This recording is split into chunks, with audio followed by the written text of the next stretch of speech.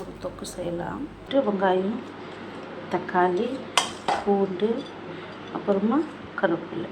So இது எல்லாத்தையும் நம்ம சும்மா லைட்டாக வதக்கிட்டு ஒன்றா அடுப்பில் வைக்க போகிறோம்.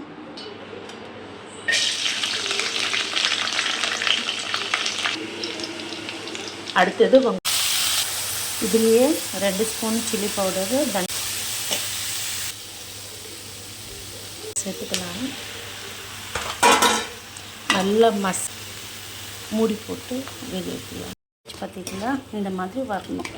இந்த பூண்டு இப்படி இருந்தால் கூட ஓகே, பரவாயில்ல, நல்லாயிருக்கும். சாப்பிடும் போது கொஞ்சம் டிஃப்ரெண்ட்டாக செஞ்சு நல்லாயிருக்கும் ஃப்ரெண்ட்ஸ். இன்னும் இந்த கத்திரிக்காய் இன்னும் ரொம்ப வெரைட்டி செய்யலாம்.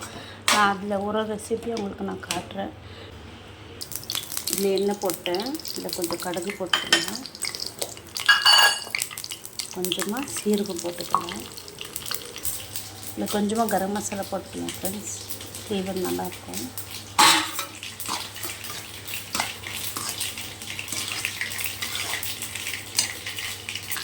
இப்போ இதில் கருவேப்பிலை போட்டுருக்கேன். இதை எடுத்து நம்ம டைரெக்டாக இழுத்து போட்டோம்.